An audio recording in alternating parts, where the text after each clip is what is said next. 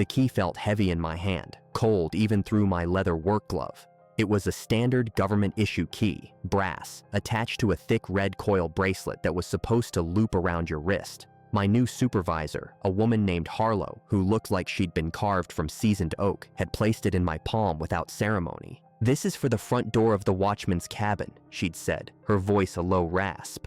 "You lose it, you're responsible for the recut. That's $320. They take it out of your last check." I nodded. I was good at nodding. I'd nodded my way through the interview, through the paperwork, through the 3-hour drive deep into the Cascade Mountains to this remote district station. The pay was double what any other Park Service job offered. The fine print mentioned hazardous duty stipend and isolated post compensation. I'd skimmed it. The number at the bottom was all that mattered. It was a number that could dig me out of a hole that had been getting deeper for 5 years. A number that could start a life somewhere quiet after. The watchman's cabin wasn't a cabin in any picturesque sense. It was a low, concrete block structure built into the side of a granite slope, about 1.5 miles up the old fire access road from the main district station.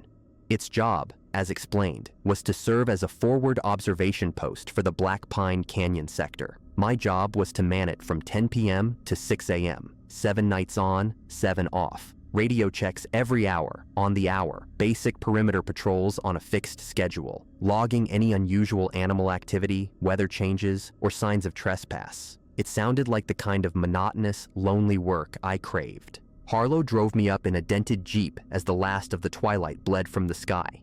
She didn't speak. The headlights cut through swarms of moths and the dense, damp air of the old-growth forest. When the cabin came into view, a single bulb glowing yellow over its steel door, she stopped but left the engine running.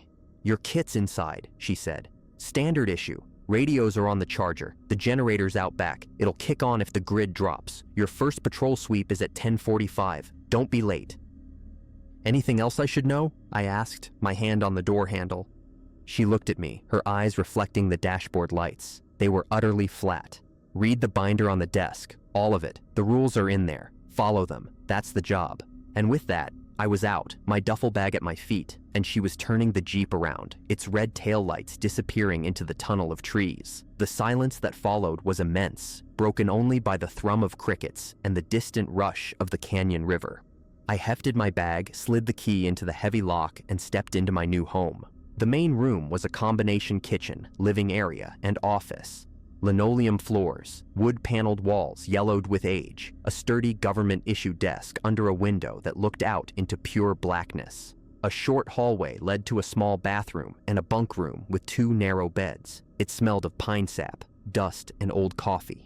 On the desk sat a thick 3-ring binder, the cover emblazoned with the Park Service seal. Next to it was a laminated card. I dropped my bag on the lower bunk and went to the desk, picking up the card first. It was a list, numbered, typed in a simple font. "Watchman's Protocol, Black Pine Cabin. 1. Upon entry, immediately lock the front door. The deadbolt must be engaged. The secondary slide latch at the base of the door must be secured. 2. All patrols must commence and conclude at the times specified in the daily log sheet. Do not patrol off schedule. A patrol lasts exactly 27 minutes, not 26, not 28. 3. The perimeter is defined by the 12 reflector posts. You must pass each post in sequential order.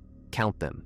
If you count 13, do not acknowledge the 13th. Do not look at it. Continue your patrol as if you counted 12. Return to the cabin immediately upon passing the 12th post. 4. Between the hours of 1 a.m. and 4 a.m., you are to remain inside the cabin. This is an absolute, no exceptions. 5. The radio in the cabin is primary. Your handheld is secondary. All hourly check-ins are to be made on Channel 4. If you hear a check-in call on Channel 4 that is not in the dispatcher's voice, female, identified as Mara, do not respond. Wait for the correct call. 6. The bathroom mirror is to be covered with the provided cloth between the hours of 12:45 a.m. and 4:15 a.m. 7.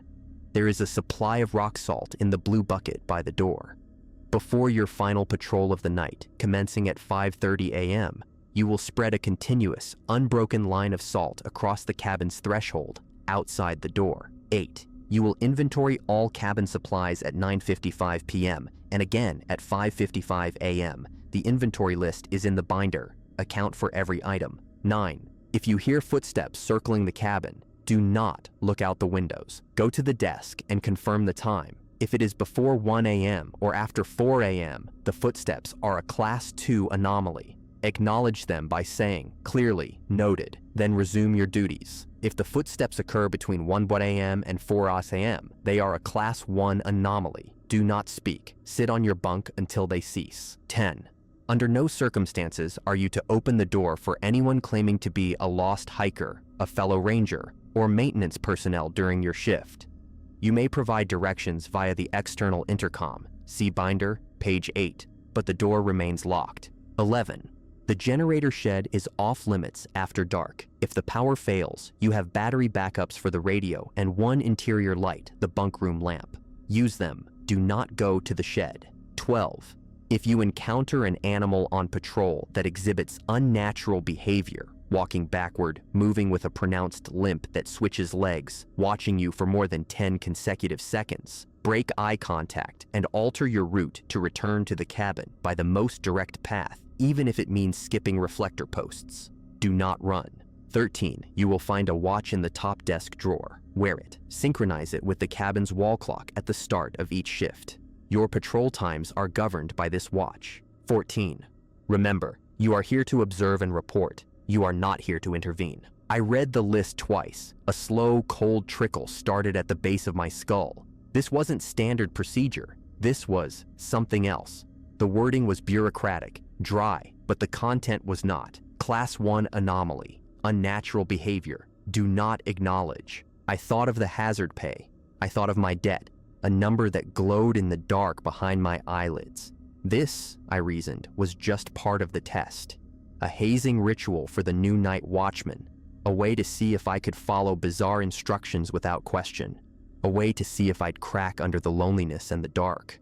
I could follow rules. I was excellent at following rules. I locked the door. I engaged the deadbolt. I slid the heavy steel latch at the bottom into its bracket. The sound was final. The binder contained more of the same, but in exhaustive detail. Maps of the patrol route with the 12 reflector posts marked. Diagrams for the salt line. A 20-page inventory list that included everything from paperclip counts to the number of batteries in each drawer. Procedures for radio failure, for medical emergency, for severe weather, and logs. Pages and pages of logs from previous watchmen. Brief entries in different hands. 2300 hours. Heard circling. Noted. 0320. Class 1. Lasted 17 minutes. Patrol at 0545. Counted 12. Salt line intact. Nothing dramatic. Just the diligent recording of the strange. It was the mundane nature of the logs that unsettled me more than the rules themselves. These were not the writings of people playing a prank. They were the clinical notes of people doing a job. At 9:55, I began the inventory. I counted 37 cans of soup, 12 packets of instant coffee, 14 rolls of paper towels, 42 AA batteries, 1 emergency flare kit with 3 flares. I logged it all on the sheet. The process was calming in its tedium. At 10:30, I strapped the watch from the drawer to my wrist. It was an old, heavy thing with a luminous dial. I synced it with the cabin's wall clock. At 10:45 exactly, I put on my jacket, checked my handheld radio on channel 4, unlocked the door, and stepped out into the night. The air was cold and clean. My headlamp cut a bright swath through the dark, illuminating the narrow path that wound around the cabin. The first reflector post gleamed back at me 20 yards out, a dull red eye. I walked to it, touched it as the binder instructed to confirm it was physical, and moved to the second. The forest was a wall of blackness on either side, full of sounds I couldn't identify. I focused on the count. 1, 2, 3. The routine was simple. Walk. Find the post. Touch it. Count. Move on. My breath plumed in the beam of my headlamp. I reached the 6th post, which was near the tree line where the forest crept closest to the clearing. As I turned from it, I caught movement in the periphery of my light. A deer, a large buck, standing at the edge of the trees, maybe 50 feet away. It was perfectly still, watching me. I froze, my hand going to my radio out of instinct. We stared at each other. Its eyes shone green in my light. I began to count in my head. 1 Mississippi, 2 Mississippi, At 8, it blinked. At 9, it took a step. It stepped backward. A cold jolt went through me. Rule 12. Exhibits unnatural behavior. It took another backward step, its muscles moving with an awkward, disjointed grace. It was still looking at me. I broke eye contact, looking down at the ground near my boots. I altered my route, turning away from the 7th post and cutting directly across the clearing toward the cabin's front door, the most direct path. I walked, forcing myself not to hurry, my neck prickling. I did not look back. I reached the door, fumbled with the key, and got inside. I locked everything, my heart thudding against my ribs. I went to the desk and wrote in the log 2248. Observed animal, Otocoileus hemaionis, exhibiting backward locomotion at tree line near post 6. Complied with Rule 12. Returned directly. I sat down, my hands steadying. It had worked. The rule had a purpose. It kept me safe. The logic of the binder was no longer abstract. It was a functional tool. I felt a grim sense of satisfaction. I could do this. The next few hours passed in a blur of radio checks and small rituals. At 12:45, I took the faded blue cloth from a hook by the bathroom and draped it over the mirror. My reflection vanished under the fabric. It felt silly, but I did it. At 1 a.m., the absolute lockdown began. I sat at the desk, reading the old logs, listening to the silence. It was at 1:17 that I heard the footsteps. They were clear, crunching on the gravel and pine needles that surrounded the cabin. A steady, unhurried pace. They circled, from the north side, past the generator shed, around to the east, past the boarded-up windows of the bunk room, to the south, past the main window, and around again. A perfect circuit. I sat frozen, my pen hovering over the log sheet. Rule 9. If you hear footsteps circling the cabin, confirm the time. If it is before 1 a.m. or after 4 a.m., the footsteps are a Class 2 anomaly. Acknowledge them by saying, clearly, noted. It was 1:17, Class 1. The rule was absolute. Do not speak. Sit on your bunk until they cease. I stood up, my chair scraping loudly. The footsteps outside did not falter in their rhythm. I walked to the bunk room and sat on the lower bed, my hands on my knees. The footsteps continued. 1 circuit, 2. They were not human, not quite. The cadence was off, the weight distribution strange, as if something was walking on the sides of its feet. The sound passed directly outside the bunk room's boarded window. I held my breath. They circled for 22 minutes. Then they stopped. I waited 5 full minutes by my watch. Silence. I let out a long, shaky breath and returned to the desk to log it. 0117-0139. Class 1 circling anomaly. Complied. The rest of the lockdown period was uneventful. At 4 a.m., the world seemed to unlock. I made my radio check. Mara's voice, crisp and clear, responded. Black Pine. Copy. All quiet. At 5:30, I began my final patrol. The sky was still dark, but a faint gray smudge hinted at dawn to the east. I completed the circuit, counting each reflector post. 1, 2, 3. My headlamp beam swept the trees, but I saw nothing. 10, 11, 12. I let out a breath I didn't know I was holding. 12. Back at the cabin, I took the blue bucket of rock salt. I poured it carefully across the threshold, creating a thick, unbroken white line. A simple barrier. I stepped back inside, locked the door, and at 5:55 conducted the second inventory. Everything accounted for. At 6 o'clock, right on time, Harlow's Jeep pulled up. I gathered my personal gear, shouldered my duffel, and stepped out, careful not to disturb the salt line. The morning air was sharp. Any issues? She asked as I climbed in. I handed her the log sheet. She glanced at the 2 entries, her eyes lingering on the description of the deer. She gave a single, slow nod. You followed procedure. Yes, ma'am. Good. She started the engine. That's the job. We drove back to the district station in silence. The sun was cresting the ridges, painting the mist in the valley gold. The night felt like a dream, a bizarre dream with its own concrete logic. I slept for 10 hours straight in the staff barracks, a deep, dreamless sleep. The next 6 nights followed a similar pattern. Small anomalies, always managed by the rules. A voice on Channel 4 that wasn't Mara's, using an outdated call sign. I stayed silent, and the correct call came 2 minutes later. On my 3rd night, I counted 13 reflector posts. The 13th was a pale, splintered thing between posts 7 and 8. I kept my eyes forward, my count internal, and walked past it. When I passed the real 8th post, my skin was clammy with sweat, but I was safe. I was learning the rhythm. The rules were my armor. My doubt had been replaced by a hyper-vigilant focus. I timed my movements to the second. I counted every step of my patrols. I knew the exact number of cans on each shelf. On my 7th and final night of the rotation, the binder had a new addition: a single sheet of paper clipped to the inside front cover. Amendments to Watchman's Protocol. Black Pine Cabin. 1. The salt line prior to final patrol must now be 2 inches wide. Use the measuring guide in the supply drawer. 2.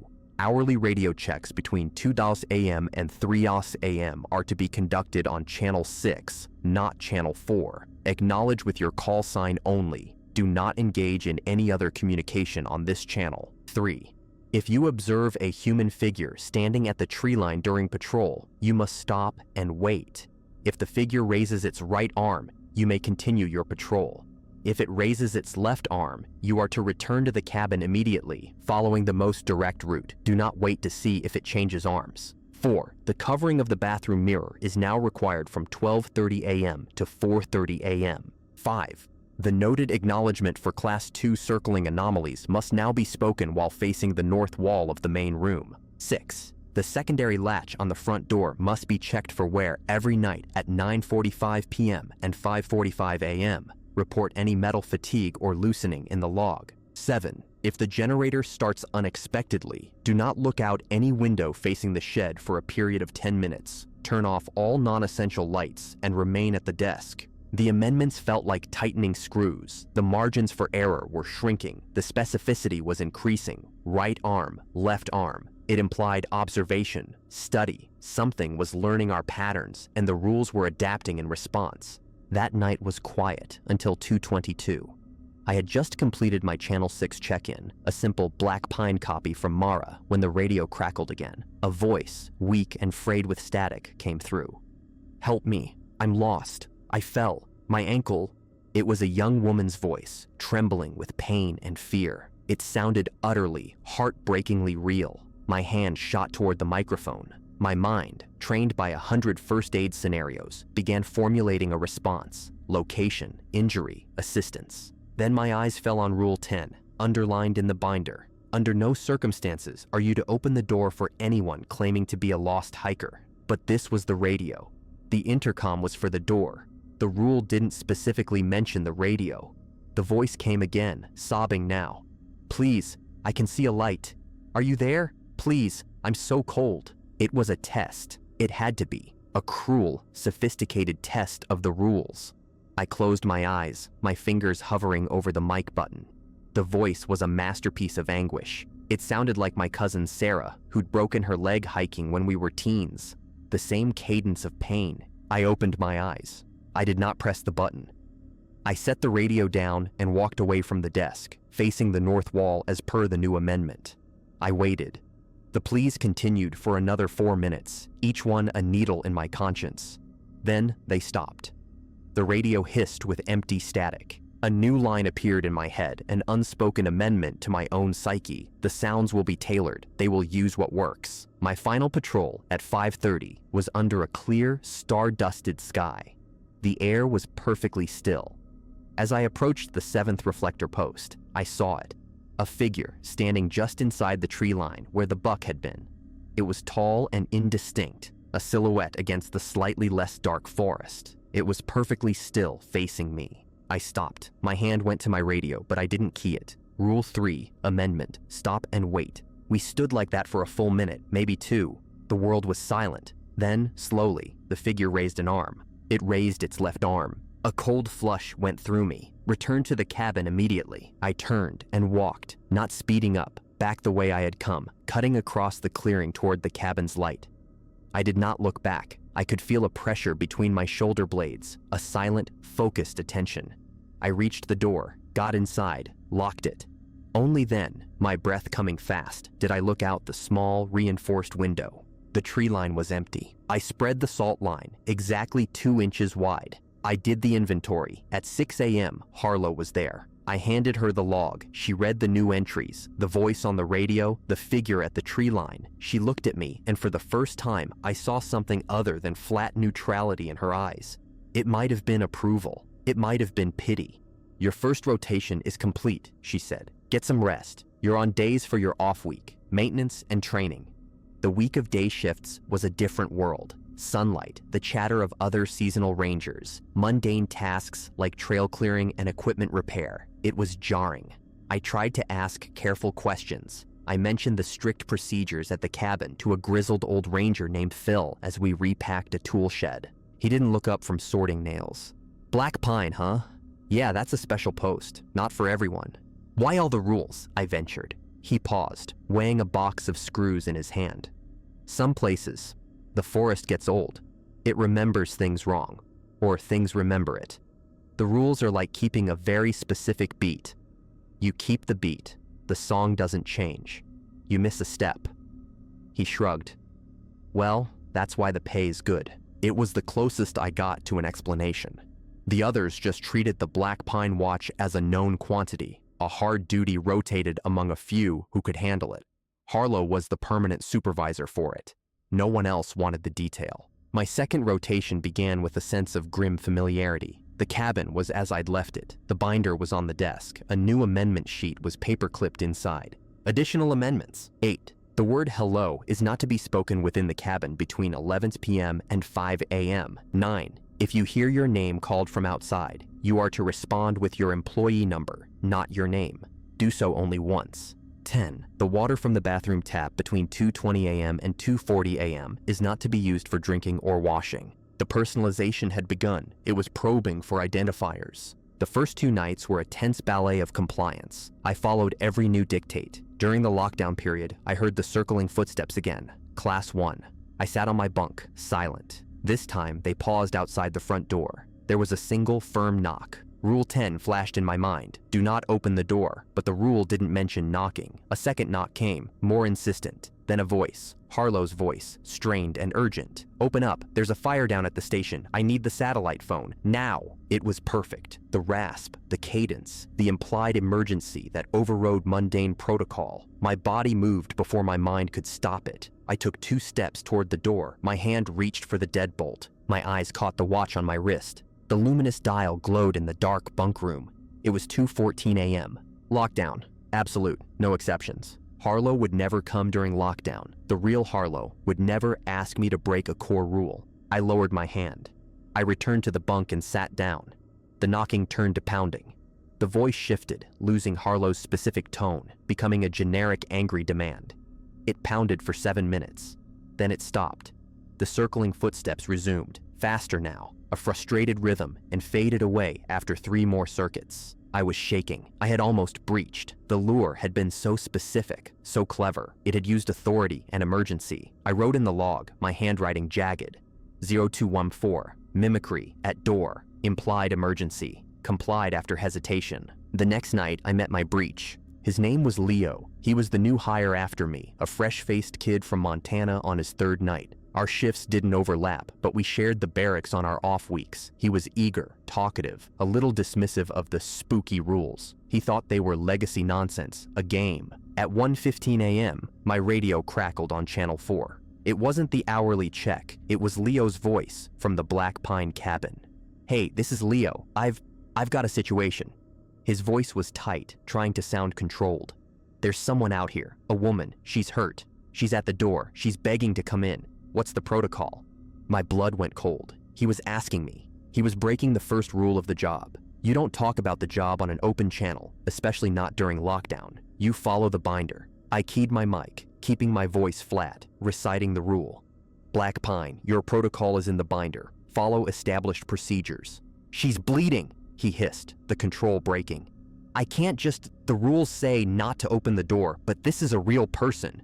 Follow the binder, Leo. I put iron into my tone. There was a long pause. Then, a sound of a latch scraping, a heavy metallic clunk, the sound of a door opening. Then, the radio transmitted a scream. It was short, choked off, and followed by a wet, tearing sound that was entirely unnatural, then static. I was on my feet, my heart hammering against my ribs. I keyed the mic. Leo, report.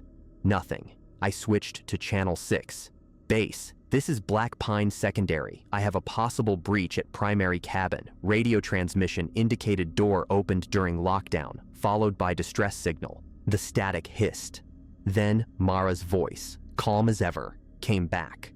Acknowledged, secondary. Do not attempt to render aid. Maintain your post. Lockdown is in effect. Repeat, do not move. But he's... Maintain your post. The line went dead. I spent the next 2 hours and 45 minutes sitting at the desk, staring at the wall, listening to the empty static on Leo's channel. I heard nothing else from the cabin. No more screams, no calls for help. Just the vast, hungry silence of the forest. At 4 a.m., the lockdown lifted. At 4:05, Harlow's voice came over the radio, direct to me. Secondary, proceed to primary cabin. Assess. Report. Do not enter if the door is ajar. The 1.5-mile hike up the fire road felt like a walk to a gallows. Dawn was a gray smear. I approached the clearing with my handheld radio in one hand, my other on my belt knife. The cabin's front door was closed. The salt line across the threshold was broken, scuffed into a meaningless swirl. There was no sign of Leo. I keyed my radio. Base. Door is closed. Salt line breached. No visual on watchman. Copy. Check the perimeter. Do not enter. I walked the patrol route. 1, 2, 3. At the 6th post, near the tree line, I found his handheld radio. It lay in the moss, cracked and silent. A few feet away, pressed into the soft earth, was a single deep footprint. It was a boot print facing the trees, but the tread was reversed, as if the wearer had been walking backward. Next to it was a smaller bare footprint, impossibly delicate, pointing toward the cabin. Nothing else. I reported my findings. Harlow told me to secure the primary cabin for the day and return to base. Inside, the cabin was cold. The log was open. Leo's last entry was at 1:10 a.m. Heard crying at door. Sounds like a kid. Weird. Nothing about a woman.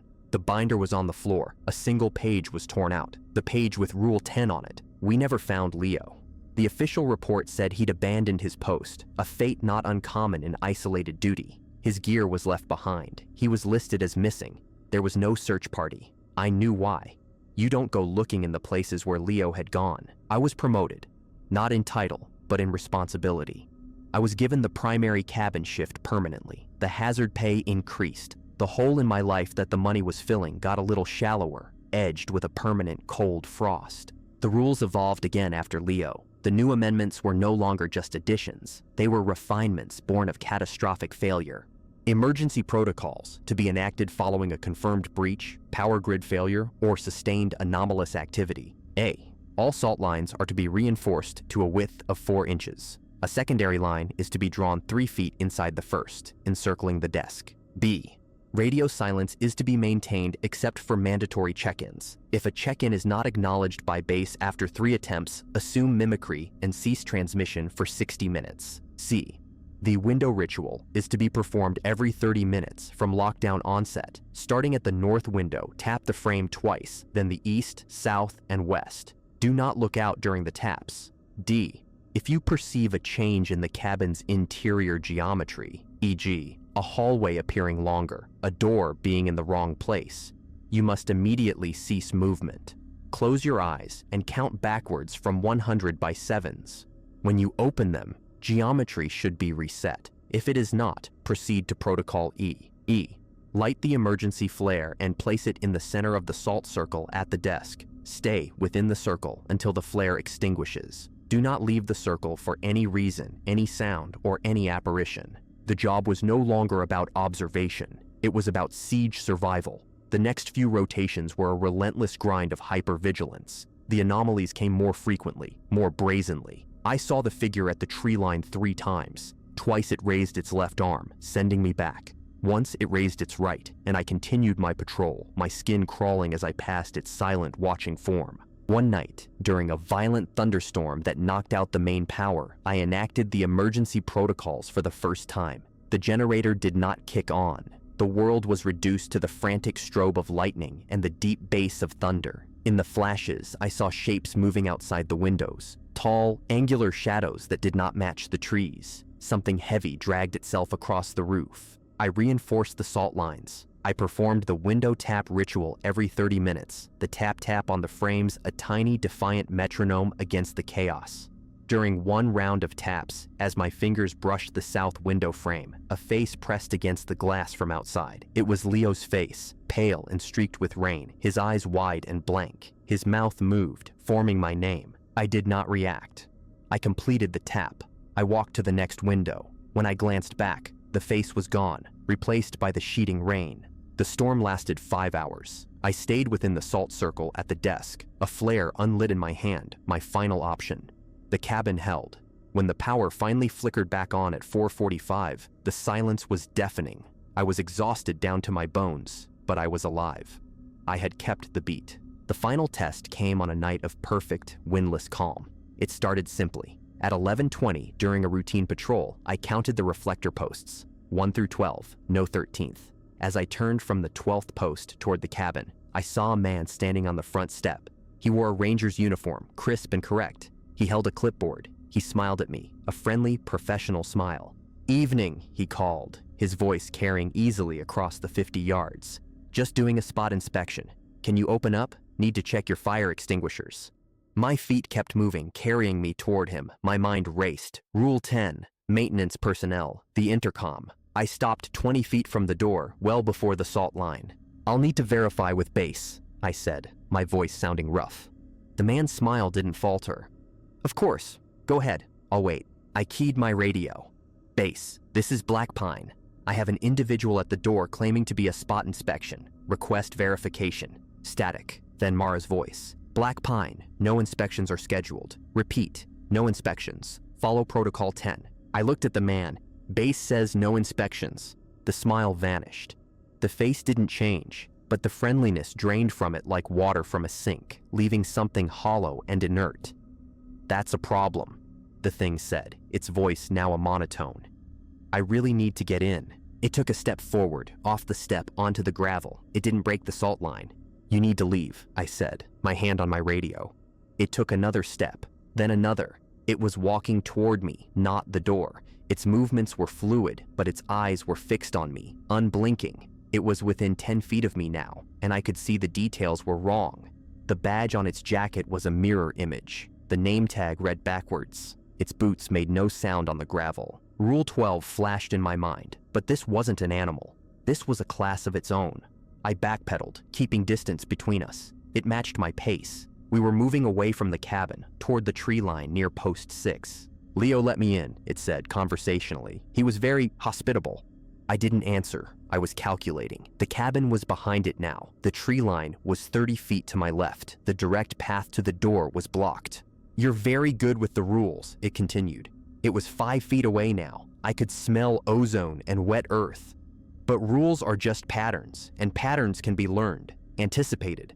It lunged. It didn't run. It simply flowed forward, its arm snapping out to grab my wrist. Its grip was freezing and impossibly strong. I yelled and yanked back, but it was like iron. It pulled me toward it, its blank eyes inches from mine. I stopped resisting. I went limp for a split second, surprising it. Then I slammed my forehead forward into the bridge of its nose. There was no crunch. The impact felt like hitting hard clay, but it loosened its grip for a microsecond. I tore my arm free and ran, not for the cabin, but for the 7th reflector post, the one that would put the thing between me and my safe return. I heard no footsteps behind me, but I felt a cold presence giving chase. I reached the 7th post, veered sharply right, and cut into the woods. Not deep, just 10 yards, circling back around in a wide arc. I moved as quietly as I could, my heart a drum in my throat. I could see the cabin's light through the trees. I could see the thing standing where I'd left it, turning its head slowly, scanning. I had one chance, the emergency protocol, the flare.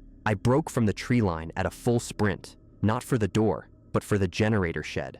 The rule forbade entering it after dark, but another rule took precedence now, survival. I wrenched the shed door open. Inside, on a hook, was the emergency flare kit, always kept there in case of generator fire. I grabbed it. The thing saw me. It started moving, a gliding, unnatural speed. I ran for the cabin's front door. It was 40 yards away. The thing was cutting me off, angling to intercept. I wouldn't make it. I skidded to a halt, ripped the flare from its case, and struck the ignition cap. With a hiss and a blinding white magnesium burn, it ignited in my hand. I turned and thrust the sputtering, sparking flame toward the approaching figure. It stopped. It didn't flinch or scream. It just stopped, as if it had run into an invisible wall. The fierce light of the flare reflected in its blank eyes, but cast no shadow behind it. I backed away, keeping the flare pointed at it until my heel hit the cabin's step. I fumbled for the key, unlocked the door, and fell inside. I kicked the door shut, engaged the deadbolt and the latch. Outside, through the window, I saw the thing standing at the edge of the light cast by the flare in my hand. It watched for a full minute. Then it turned and walked without a sound into the forest. I placed the still burning flare in the center of the salt circle at the desk. I sat within the inner ring, my arms wrapped around my knees, and watched it burn down to nothing. I did not move until the first gray light of dawn touched the windows. Harlow came at 6. She saw the spent flare casing on the desk. She saw the fresh 4-inch salt line. She read the log entry I had just finished writing, detailing the encounter. She said nothing for a long time. Finally, she looked at me. There was no approval in her face now, only a deep, weary recognition. "You used the shed." "Yes." "You broke a rule to follow a higher one." I nodded. She sighed. A long, slow exhalation. "That's the last lesson. The rules are the map. But the territory changes. Sometimes you have to navigate, not just follow." She picked up the binder. "Your rotation is over. Take a month. Then, we'll need to train a new secondary, Leo's position." I didn't go home. There was nothing to go home to, just an empty apartment and a bank account that was finally, slowly, filling. I stayed in the barracks. I walked the sunlit trails. I repaired fences. I tried to sleep. My sleep was filled with silent figures and backward steps. After a month, Harlow gave me a new key. It was for a locker in the district station basement. Inside the locker was a fresh binder, a blank logbook, and a set of rules typed on crisp, new paper. The title page read, "Training Protocol, Watchman Secondary, Black Pine Canyon." I read through it. It was my binder now, my rules, refined with the amendments, hardened by the emergency protocols, annotated with small practical notes in my own handwriting. The flare is effective at a distance of 15 feet. It will not approach closer. The mimic will use the names of known colleagues. Respond with employee number only. The geometry reset count works. Trust it. On the last page, I added a final line, not part of any official protocol. "The job is to keep the beat. The forest is listening. You are not saving them from the forest. You are saving them from what listens. Tonight, I will drive a new hire up the fire road. A kid, maybe. Someone with debts, or a past, or just a need for the kind of quiet that comes before the storm. I will hand them the heavy brass key. I will tell them to read the binder, all of it. I will tell them the rules are in there. Follow them. That's the job. I will not tell them about Leo's face in the window. I will not tell them about the smell of ozone. I will not tell them that sometimes, in the deepest part of the lockdown hour, I can still hear the footsteps, circling, always circling, testing the salt line for a weak spot. I will watch their taillights disappear into the trees. Then I will return to the station, to the radio, to wait for the first check-in. I will listen for their voice, for the steady, unwavering recitation of the codes that means the beat is being kept, for now, that the things in the dark are still on their side of the line. And I will hope, for their sake, that they are better at following the rules than I was, because the forest remembers, and it is always, always hungry for a new song.